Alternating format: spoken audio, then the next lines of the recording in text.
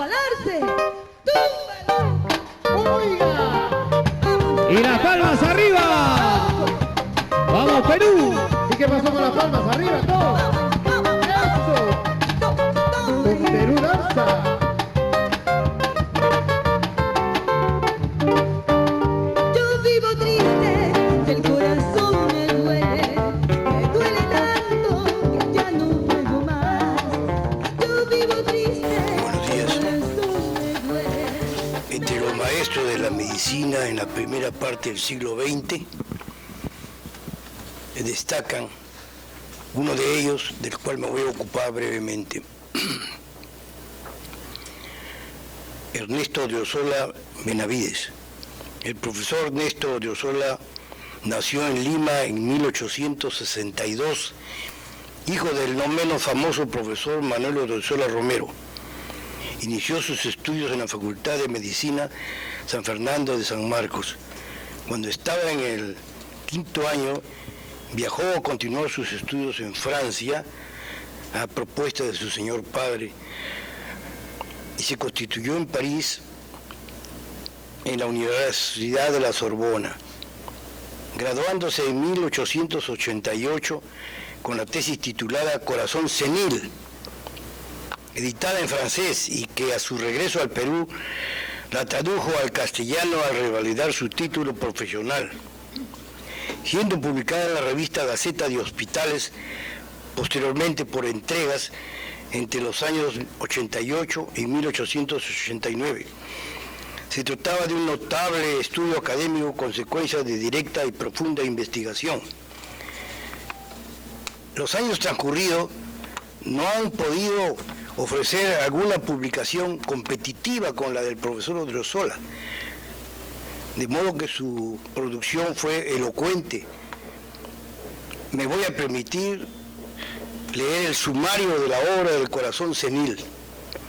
Lesiones consecutivas del ateroma de las arterias coronarias, fisiología y patología del corazón senil, depuración grasa, esclerosis del miocardio, degeneración amiloide. Fíjese con qué precocidad él hizo la patología de la amiloide, que hoy día es uno de los grandes problemas que suceden en la senectud. Cirrosis cardíaca, cirrosis hipertrófica, degeneración fibrosa, esclerosis vascular y arteriocapilar. Con esta contribución, el profesor estableció las bases fundamentales de la patología cardiovascular correspondiente, que aún en gran parte conservan vigencia.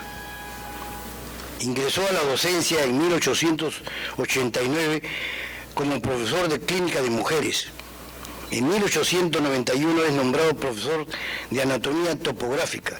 En 1904 ingresó a la cátedra de clínica médica, constituyéndose ininterrumpidamente en el responsable de la docencia clínica como catedrático titular hasta 1921, en que falleció de súbito. Se le considera el más representativo de la metodología de la escuela francesa en la enseñanza clínica, atribución que compartió con otro notable profesor, Maximiliano González Olaechea, con quienes paralelamente ejercieron la docencia y que a la muerte del profesor González Olaechea lo sucedió en plenitud en la cátedra de clínica médica.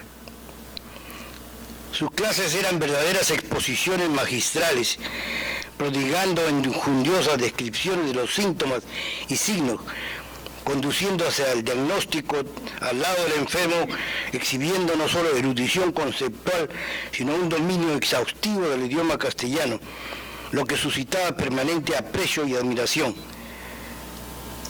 En las revistas médicas de la época, especialmente la Gaceta Médica y Crónica Médica, realmente leer sus lecciones son unas piezas, parecen más literarias en ocasiones, por lo enjundioso del cultivo del idioma castellano que exhibía en cada exposición magistral. Integraba los conocimientos actualizados y ya por el año 1913 incluyó en sus clases el registro de la presión arterial, que recién se comenzaba con el aparato Pachón. Estas originalidad de las he tomado de la Crónica Médica y de la Gaceta Médica. La revista Gaceta de Hospitales sí ha reproducido casi la mayoría de las obras del profesor en un tomo, en un volumen por separado. En 1898 publicó en francés en París la obra Maladie de Carrión, que constituyó la primera publicación a nivel internacional describiendo la nosografía de la verruga peruana de manera integral, y que de esta manera difundió en el propio cénito de la élite científica de la época el holocausto de Daniel Carrión. Gracias al profesor Odriozola se difundió en la cultura europea el conocimiento del sacrificio de Daniel Carrión. Fue elegido decano de la Facultad de Medicina San Fernando en el año 1911, continuando hasta el 16 de marzo de 1921, fecha de su fallecimiento, cuando estaba en pleno ejercicio del decanato de la facultad. El maestro era un hombre de elevados valores, detentando una impoluta probidad y elevado acervo deontológico, como se testimonia del contenido de una de sus clases magistrales, de las que extraemos unos párrafos textuales pertinentes. Me he incentivado en reproducir textualmente sus palabras debido a excepción del contenido y con la sencillez que lo describió, como escucharán a continuación. Dice el profesor: errores lamentables que cometen hasta los más afamados especialistas. Tengo el deber referírselos para que lo guarden en su memoria. Y prosigue: un caballero de 45 años, empleado de una hacienda del norte, que se creía enfermo del corazón porque presentaba crisis dolorosas en el pecho, vino a Lima y fue examinado en Lima por mí, concentrando que pensaban declararlo inválido y separarlo de la negociación de Trujillo de Cartavio.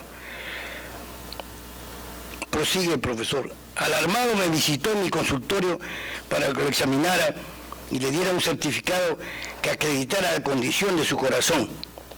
En estas circunstancias no tuve inconvenientes, después de examinarlo exhaustivamente, en otorgarle un documento que él presentó a sus jefes, en que decía que su corazón estaba sano. Al cabo de 15 días sucumbió de súbito por noticias que recibí. Ustedes no pueden imaginar la profunda impresión y amargura que este desenlace me produjo, dice el profesor. Era indudable que las crisis dolorosas y de angustias que padeció el paciente habían sido de angina pectoris, a las cuales resté importancia y cuyos antecedentes no averigüé debidamente.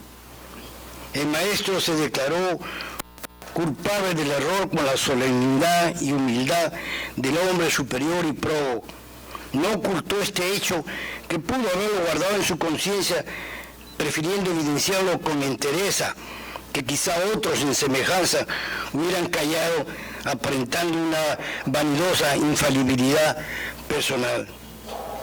Una sala de medicina en el Hospital 2 de Mayo lleva su nombre. El profesor falleció siendo decano de la Facultad de Medicina y fue sucedido por el no menos famoso Maximiliano González Olachea. Muchas gracias.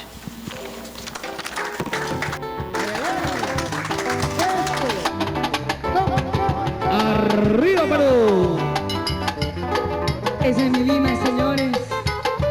Al cejito que